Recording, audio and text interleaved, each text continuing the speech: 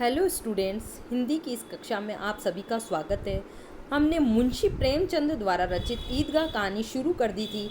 हम देख चुके थे कि किस प्रकार ईद का त्यौहार आता है। गांव के सभी व्यक्ति अपने नए वस्त्र धारण करके ईदगाह जाने के लिए तैयारी कर रहे हैं। अमीना का पोता हामिद भी ईदगाह जाने के लिए तैयार है और मेले का आनंद लेना चाहता है और अपनी दादी से कहता है कि वह उसकी चिंता न करे और वह सब जल्द ही वापस लौट आएगा। लेकिन देखिए आगे जहाँ से आज हम पढ़ेंगे, अमीना का दिल कचोट रहा है। गांव के बच्चे अपने बाप के साथ जा रहे हैं। हामिद का अमीना के सिवा और कौन है? उसे कैसे अकेले मेले में जाने दे? उस भीड़ भाड़ में बच्चा कहीं खो जाए तो क्या? नहीं, अमीना उसे यूं न जाने देगी। नन्ही सी जान 3 कोस पैदल कैसे चलेगा और पैर में छाले पड़ जाएंगे, जूते भी तो नहीं है। अमीना का जो दिल है वो मान नहीं रहा है। गांव के सारे बच्चे अपने माता पिता के साथ जा रहे हैं। हामिद का तो उसकी दादी के सिवा इस दुनिया में और कोई नहीं है। तो अमीना सोच रही कि उसे मेले में कैसे जाने दे। फिर मेले का रास्ता भी बड़ा लंबा था, उसके पास जूते भी नहीं हैं, तो वो कैसे इतना दूरी चल पाएगा? मन ही मन ये सोच रही है। फिर देखिए आगे क्या सोच रही है वह, कि अगर वह चली जाती उसके साथ तो शायद थोड़ी दूर उसे गोद में भी उठा लेती। लेकिन अगर वह उसके साथ मेले में चली जाए तो फिर घर पर सिवैयाँ कौन बनाएगा? इस बात की भी उसे चिंता सता रही है। सभी बच्चे उस दिन सिवैयाँ खाना पसंद करते हैं, तो हामिद की भी यही ख्वाहिश थी अपनी दादी से कि वह सिवैयाँ खाएगा। तो अमीना का दिल बार बार संकोच का अनुभव कर रहा है उसे मेले जाने में भेजने के लिए। पैसे होते तो लौटते लौटते सब सामग्री जमा करके चटपट बना लेती। अमीना सोच रही है कि यदि उसके पास पैसा होता तो वो सब सामग्री झटपट जुटा लेती और वापस आकर सिवैयाँ बना लेती। लेकिन पैसे भी तो नहीं है। यही तो घंटों चीज़ें जमा करते लगेंगे। उसको दुख है कि बहुत सारी चीज़ें जो सिवैयाँ बनाने के लिए चाहिएगी, उसको जमा करने में उसे बहुत सा समय लग जाएगा। मांगे ही का तो भरोसा ठहरा। फिर उसको लग रहा है कि भाई अब तो उसे मांग तांग कर ही सारा सामान इकट्ठा करना होगा या सारे सामान की व्यवस्थाएं करनी होगी और फिर वो सिवैयाँ बनाएगी, उसमें बहुत सा समय व्यतीत हो जाएगा। फिर मन ही मन सोच रही है, उस दिन मैंने फ़हीमन के कपड़े सिले थे, 8 आने पैसे मिले थे। उस अठन्नी को ईमान की तरह बचाती चली आती थी इसी ईद के लिए। उसे याद आता है कि उसने जो फ़हीमन के कपड़े सिले थे, कपड़े सिलने के बदले में उसे 8 आने पैसा मिला था, जिसको उसने ईद के इस त्यौहार के लिए बचा कर रखे थे। लेकिन कल ग्वालन सिर पर सवार हो गई और तो क्या करती। लेकिन जो ग्वालन है, अर्थात जो दूध बेचने का काम करती है, वो उनके घर आती है और उसकी बकाया राशि अमीना से वो ले जाती है। तो अब उसके पास पैसे नहीं बच रहे हैं। ग्वालिन सिर पर सवार हो गई। इसका अभिप्राय है कि उसके सिर पर चढ़कर बोल गई कि मुझे तो मेरा बकाया पैसा चाहिए, मुझे भी ईद का त्यौहार मनाना है। हामिद के लिए कुछ नहीं है तो 2 पैसे का दूध चाहिए। अमीना सोच रही है कि अगर मैं और कुछ सामान न ला सकूं तो केवल दूध के लिए भी मुझे 2 पैसे तो बचा कर ही रखने होंगे। अब तो कुल 2 आने पैसे बच रहे हैं, 3 पैसे हामिद की जेब में और 5 अमीना के बटुए में। अब कह रही है कि ग्वालिन का रुपया चुकाने के बाद अब उसके पास केवल 2 आने पैसे बच रहे हैं। 3 पैसे उसने हामिद को दिए और 5 अमीना के बटुए में बचे हुए थे। यही तो बिसात है और ईद का त्यौहार अल्लाह ही बेड़ा पार लगाए। तब अमीना सोच रही है कि यही तो परेशानी है, अब इस ईद के त्यौहार को मैं अच्छे से कैसे मना सकूंगी, या अपने पोते के लिए मैं किस प्रकार से सिवैयाँ बना पाऊंगी, या उसके लिए क्या इस त्यौहार के लिए मैं कुछ अच्छा कर जाऊंगी। अब तो मैं अल्लाह ही मेरा एकमात्र सहारा है। सभी को सिवैयाँ चाहिए और थोड़ा किसी की आंखों नहीं लगता, किस किस से मुँह चुराएगी। अब देखिए सभी को सिवैयाँ चाहिए। ईद का त्यौहार है तो जितने भी व्यक्ति हैं सभी सिवैयाँ मनाने की तैयारी में लगे हुए हैं। सभी को सिवैयाँ चाहिए और यदि कोई थोड़ी सी किसी आंखों को नहीं लगता, इसका अभिप्राय यह है कि यदि किसी के पास थोड़ा बहुत रुपया नहीं है तो दूसरा उसे समझने का प्रयास नहीं कर रहा है, नहीं उसे किसी प्रकार की सहायता देने में लगा हुआ है। किस किस से मुँह चुराएगी और मुँह क्यों चुराए? अब अमीना को लग रहा है कि वह किस किस से मुँह चुराए, और मुँह चुराए तो क्यों? उसने ऐसी कोई चोरी नहीं की है जो वो उसको किसी से मुँह छुपाना पड़े, और मुंह छुपाएगी भी वो क्यों? साल भर का त्यौहार है। उसको लग रहा है कि साल भर में एक बार ईद आती है और इस ईद के त्यौहार पर मैं अपने पोते की हर ख्वाहिश पूरी करूँगी। ज़िंदगी खैरियत से रहे, उसकी तकदीर भी तो उसी के साथ है। बच्चे को खुदा सलामत रखे, ये दिन कट जाएंगे। तब मन ही मन सोचती है कि जब अल्लाह ने जन्म दिया है तो वही हमारा साथ देगा और हमें सलामत रखेगा, और ये हमारे जो बुरे दिन हैं वो भी एक दिन ख़त्म हो जाएंगे। आगे देखिए, गांव से मेला चला। गांव के सब व्यक्ति इकट्ठे होकर जाने लगते हैं और बच्चों के साथ हामिद को भी अमीना भेज देती है। स्वयं घर में रहती है और वह अपने दोस्तों के साथ आगे पीछे चल कर सबके साथ मेले की ओर जाने के लिए निकल चुका है। फिर किसी पेड़ के नीचे खड़े होकर साथ वालों का इंतज़ार करते हैं। सभी दोस्त साथ हैं तो कभी तो वे अपने माता पिता से आगे निकल जाते थे और माता पिता से आगे निकलने के बाद वे क्या करते, वापस अपने साथ वाले जो भी साथी हैं उनका इंतज़ार करते और मन ही मन सोचते कि ये लोग इतने धीरे क्यों चल रहे हैं। हामिद के पैरों में तो जैसे पर लग गए। हामिद को बहुत अधिक उत्कंठा है मेले में जाने की, तो उसके पैरों में तो ऐसा लगा हुआ है कि पंख लग गए हैं। वो बहुत जल्दी जल्दी जाने की तैयारी में लगा हुआ है।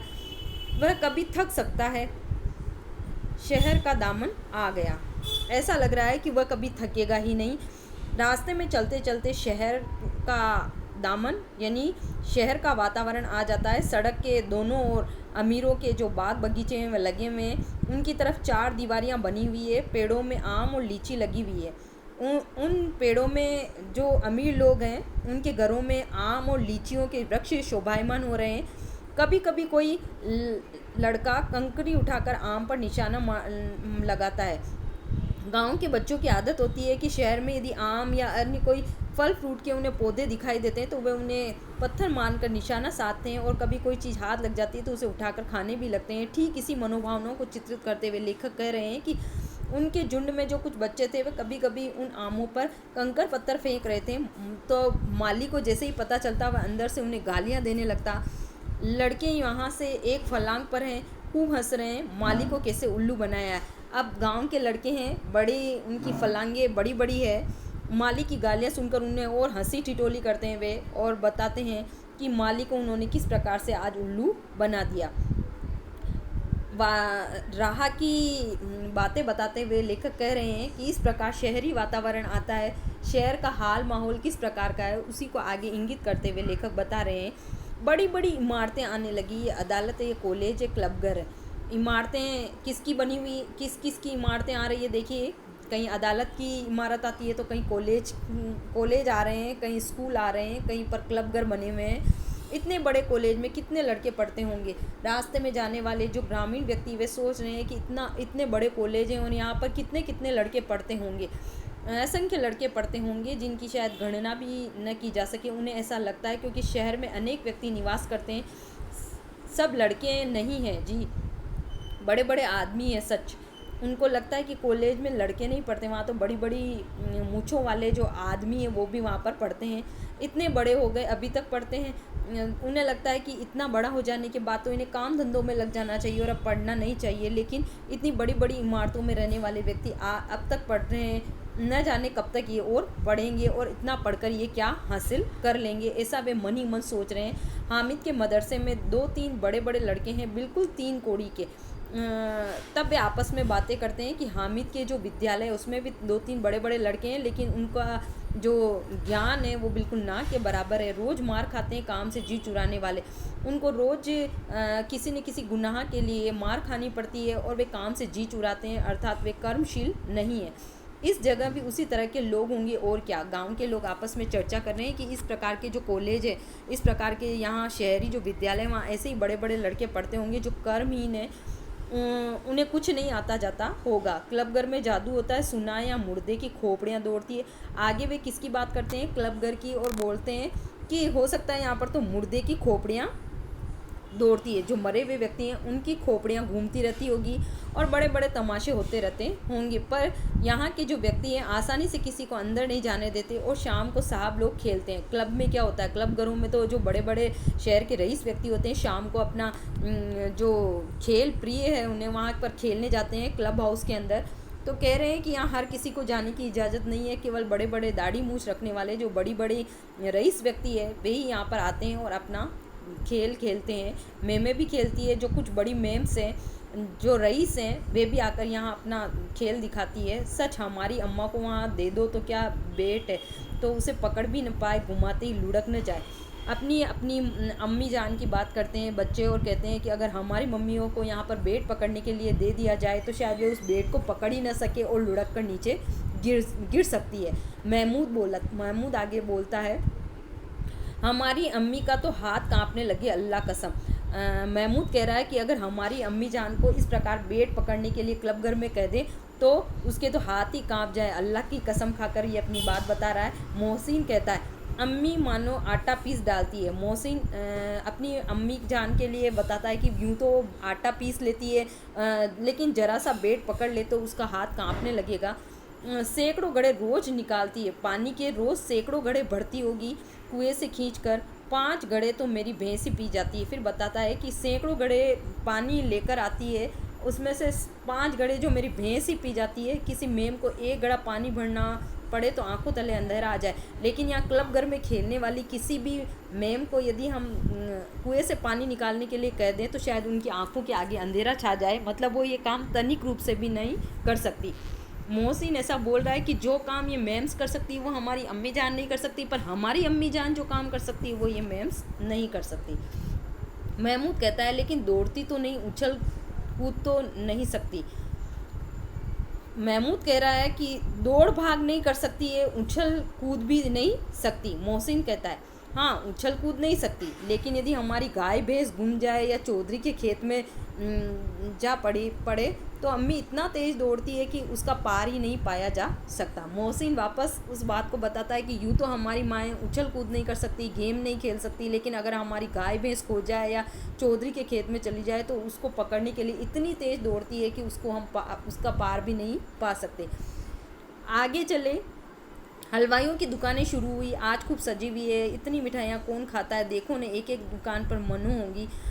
सुना है रात को जिन्नात आकर यहाँ ख़रीद ले जाते हैं। अब्बा कहते थे कि आधी रात को एक आदमी हर दुकान पर आता है और जितना माल बचा होता है वह तुलवा लेता है और सचमुच के रुपए देता है, बिल्कुल ऐसे ही रुपए। आगे चलते हैं, वे राह के अंदर मिठाइयों की दुकानें सजी हुई है, सैकड़ों मन मिठाइयों की दुकानें वहाँ लगी हुई है।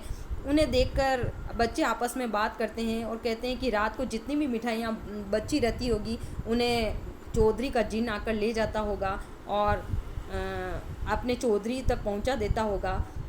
अब्बा जान हमारे कहते हैं कि आधी रात के समय वे आते हैं और जितना भी माल बचता है उसको वे तुलवा कर कम दामों पर ले जाते हैं और अपने चौधरियों के हवाले कर देते हैं।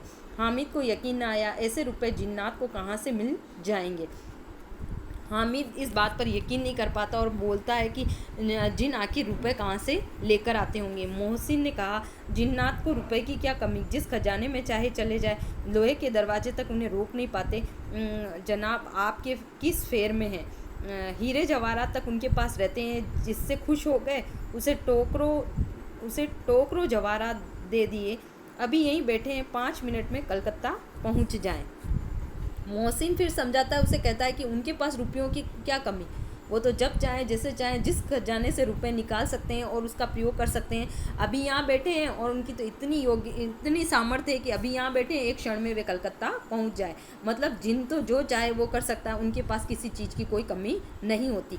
हामिद ने पूछा जिन्नात बहुत बड़े होते होंगे। तब हामिद बाल सुलभ भावनाओं से युक्त है और मोहसिन से प्रश्न कर रहा है कि क्या वे बहुत बड़े बड़े होते हैं। मोहसिन बताता है एक एक आसमान के बराबर होता है और ज़मीन पर खड़ा हो जाए तो उसका सिर आसमान से जा लगे, मगर चाहे तो एक लोटे में घुस जाए। अब मोहसिन कहता है जिन के बारे में बताता है कि एक एक जिन आसमान के बराबर होता है, लेकिन उसका बस चले तो कभी वो छोटा रूप धारण कर ले और कभी छोटा रूप धारण करके एक छोटी सी ग्लास या लोटे में भी घुस सकता है, और कभी उसका बस चले तो वो आसमान तक अपना जो वजूद है वो फैला सकता है। हामिद लोग उन्हें कैसे खुश करते होंगे, मुझे कोई वह मंत्र बता दो जिससे मैं एक जिन को खुश कर लूँ। तब हामिद सोचता है काश मुझे भी एक जिन मिल जाए, मैं उसको खुश कर लूँ ताकि मेरी सभी मनोकामनाएं पूरी हो जाए। बाल सुलभ भावनाओं से युक्त है हामिद बच्चा है, उसे पता नहीं है कि किस प्रकार चौधरी के व्यक्ति आते हैं, मिठाइयों की दुकान पर कम दामों पर मिठाइयाँ तुलवा कर ले जाते हैं। उनकी इतनी योग्यता और बिसात है कि वे जो चाहें वो कर सकते हैं। मोहसिन आगे उसके प्रश्न का जवाब देता है और कहता है अब यह तो नहीं मैं जानता, लेकिन चौधरी साहब के काबू में बहुत से जिन हैं। वो कहता है कि भाई ये जिन कहाँ से मिलते हैं, ये क्या क्या कर सकते हैं, इसके बारे में मुझे जानकारी नहीं है, लेकिन जितने भी चौधरी लोग हैं वे सब जिन रखते हैं और उनके जो जिन हैं उनमें बहुत अधिक ताकत भी है। कोई चीज़ चोरी हो जाए तो चौधरी साहब का जिन पता कर लेता है, यानी गांव के जो चौधरी जमींदार और जागीरदार लोग हैं उनके बहुत से आदमी होते हैं और कम पैसों में उनका काम कर देते हैं। कहने का अभिप्राय ये है, बच्चे बाल सुलभ भावनाओं से युक्त हैं, इन्हें पता नहीं, इन्हें लगता है कि चौधरियों के पास बहुत सारे जिन्न हैं जो उनकी हर मुराद पूरी कर देते हैं। जुमराती का बच्चा उस दिन खो गया था। 3 दिन हैरान हुए, कहीं न मिला, तब जक मारकर चौधरी के पास गए।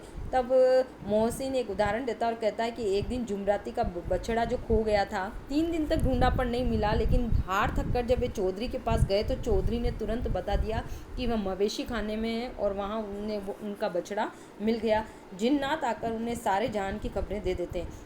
इनके पाले हुए जो जिन व्यक्ति हैं, चौधरी जमींदार और जागीरदार, इनके पास तो बहुत सारे व्यक्ति होते हैं और ये जब चाहे चौधरी को जिस प्रकार की सूचना चाहे पहुंचा देते हैं। आगे चले तो पुलिस लाइन थी, सब कांस्टेबल कवायद करते हैं। रेटन 5 और रात को बेचारे घूम घूम कर कहीं चोरियां न हो जाए इसके लिए पहरा देते रहते हैं। आगे चले तो वहाँ पर पुलिस लाइन आती है और कहते हैं कि यहाँ पर पुलिस के कांस्टेबल जो हैं वो रहते हैं और घूम घूम कर रात में पहरा देते हैं। रेटन बाएं टर्न करो, दाएं टर्न करो, ऐसे घूम घूम कर पहरा देते हैं कि कहीं चोरियां ना हो जाए। मोहसिन ने प्रतिवाद किया कि कांस्टेबल पहरा देते हैं, अब तभी तुम बहुत जानते हो, अजी हजरत यही चोरी कराते हैं। शहर के जितने चोर डाकू हैं वह इनसे मिले रहते हैं और रात को ये लोग चोरों से कहते हैं कि चोरी करो और आप दूसरे के मोहल्ले में जाकर जागते रहो पुकारते हैं। अभी इन लोगों के पास इतने रुपए आते हैं। मेरे मामू एक थाने में कांस्टेबल है, 20 रुपया महीना पाते हैं, लेकिन 50 रुपये घर भेजते हैं। अल्लाह कसम, मैंने एक बार पूछा कि इतने रुपये कहाँ से आते हैं? हंसकर कहने लगे, बेटा अल्लाह देता है। फिर आप ही बोले, हम लोग चाहें तो एक दिन में लाखों मार लाए, हम तो इतना ही लेते हैं जिसमें अपनी बदनामी ना हो और नौकरी न चली जाए। अब देखिए, मोहसिन कहता है कि अरे ये चोरियां रुकवाते नहीं है, स्वयं चोरों को सहायता देते हैं। जिस स्थान पर चोर चोरी करते हैं वे उनसे मिले हुए होते हैं और उनको छोड़कर ये दूसरे स्थानों पर पहरा देने का काम कर लेते हैं। फिर एक उदाहरण देता है कि मेरे एक मामा हैं, वे भी थाने में कांस्टेबल है, उनकी वास्तविक आय 20 रुपया, लेकिन वे अपने घर पर 50 रुपया भिजवाते हैं। तब एक बार उनसे प्रश्न पूछा गया कि आखिर आप इतना पैसा कहाँ से लाते हैं? तो कहता है कि सब अल्लाह की देन है। कहता है कि हम तो बस केवल इतना ही लेते हैं, बाकी एक दिन में लोग लाखों भी पार कर जाते हैं। हम तो हमारी नौकरी न चली जाए या हमारी बदनामी न हो, इसीलिए हम तो इतनी रिश्वत नहीं लेते। मोहसिन सब समझता और कहता है कि रिश्वत खाकर जिनकी जितनी तनख्वाह उससे कहीं अधिक गुना धन तो वे अपना अतिरिक्त आमदनी के आधार पर कमा लेते हैं। हामिद पूछता है, ये लोग चोरी करवाते तो कोई इन्हें पकड़वाता क्यों नहीं? तब मोहसिन उसकी नादानी पर उसका उत्तर देते हुए कहता है कि अरे पागल, इनको कौन पकड़ाएगा, ये तो खुद ही पकड़ने वाले। पुलिस वालों का काम होता है चोरों को पकड़ना, जब वही चोर बन जाए तो उन्हें कौन पकड़ेगा? लेकिन हरामी जब ये करते हैं तो हराम का माल हराम में ही जाता है।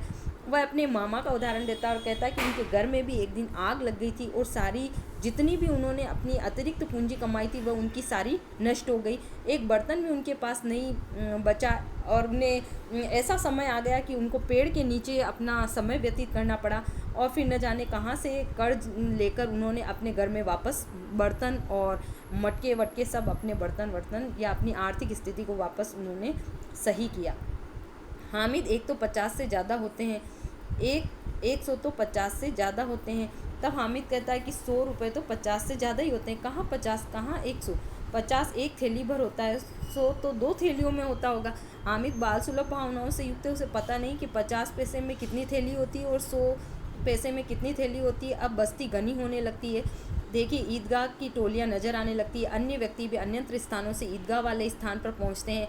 कुछ ने भड़कीले वस्त्र पहने हुए हैं, कुछ टांगे पर सवार होकर, कुछ मोटर गाड़ियों पर सवार होकर इत्र सुगंधित पदार्थ लगाकर अपने दिल में उमंग और उत्साह लिए ईदगाह पर पहुंचते हैं। नमाज पढ़ने के लिए ग्रामीणों का छोटा सा दल अपनी विपन्नता से बेखबर संतोष और धैर्य से मगन हो चला जा रहा है। मतलब हामिद के गांव का जो छोटा सा दल है वो अपनी विपन्नताओं से बेखबर है, संतोष और धैर्य के साथ वे आगे बढ़ते चले जा रहे हैं। बच्चों के लिए नगर में बहुत सी चीज़ें अनोखी होती है। जो चीज़ उन्हें अनोखी लगती है उसको वे देखने में मग्न हो जाते हैं और उस देखने में इतने मग्न होते हैं कि पीछे से उन्हें हॉर्न की आवाज़ भी सुनाई नहीं देती है। अचानक ईदगाह नजर आने लगता है। ऊपर इमली के घने वृक्षों की छाया। ईदगाह के स्थान का वर्णन करते हुए लेखक कह रहे हैं मुंशी प्रेमचंद की वहाँ पर इमली के वृक्षों की घनी छाया दिखाई दे रही है। नीचे पक्का फर्श बना हुआ जिस पर जाजम बिछी हुई है और रोजेदार यानी रोजा रखने वाले जो व्यक्ति हैं वे पंक्तियों में खड़े हुए दिखाई दे रहे हैं। एक के पीछे एक पंक्ति लगी हुई है, पंक्ति जगत के नीचे तक, जहाँ जाजिम भी नहीं है। मतलब इतने अधिक व्यक्ति वहाँ पर मौजूद हैं कि उनके पास जाजम नहीं होने के बावजूद भी वे पंक्तिबद्ध खड़े हैं। नए आने वाले पीछे कतार में खड़े हो जा रहे हैं। आगे कहीं जगह दिखाई नहीं दे रही है। कोई धन और पद इस स्थान पर नहीं देखता कि कौन व्यक्ति कितना अधिक धनी है या कौन निर्धन है। निर्धन पीछे खड़े होंगे या आगे खड़े होंगे। ईदगाह के स्थान पर ये सारी बातें नहीं देखी जाती। इस्लाम की निगाह में सब बराबर है। इस्लाम धर्म है, उसके अंदर सभी व्यक्तियों को बराबर माना गया है। सभी व्यक्तियों को बराबर का वजूद दिया गया है। जो व्यक्ति बाद में आए वे पिछली पंक्तियों में खड़े थे, जो पहले आ गए वो आगे वाली पंक्तियों में खड़े थे। कितना सुंदर संचालन था, कितनी सुंदर व्यवस्थाएं वहाँ पर बनी हुई थी। लाखों सिर एक साथ सजदे में झुकते थे। अल्लाह की इबादत में वे अपना सर झुकाते थे और वापस सर को खड़ा करते थे। एक साथ झुकते और जब वापस सर को उठाते तो ऐसा लगता है कि लाखों बत्तियां एक साथ जल रही है और वापस बुझ रही है। यह इतना मनोहर दृश्य था। सामूहिक क्रियाएं, विस्तार, अनंतता हृदय को श्रद्धा, गर्व और आत्मानंद से भर देती थी। मानो भ्रातृत्व का एक सूत्र इन समस्त आत्माओं को एक लड़ी में पिरोए हुए है। मतलब जब वे एक साथ सजदे में, मतलब अल्लाह की इबादत में अपना सर झुकाते और उठाते तो ऐसा लगता कि आनंद से सराब हो रहे और अल्लाह ने इनकी आत्माओं को एक सूत्र में पिरोकर इनकी आत्माओं में भाईचारे की एक भावना भर दी है, जिसके अंदर न किसी प्रकार का भेदभाव है, न किसी प्रकार की ईर्ष्या। आज के वीडियो में इतना ही। यदि आपको कोई परेशानी हो तो मेरे व्हाट्सएप नंबर पर कॉल करें। धन्यवाद।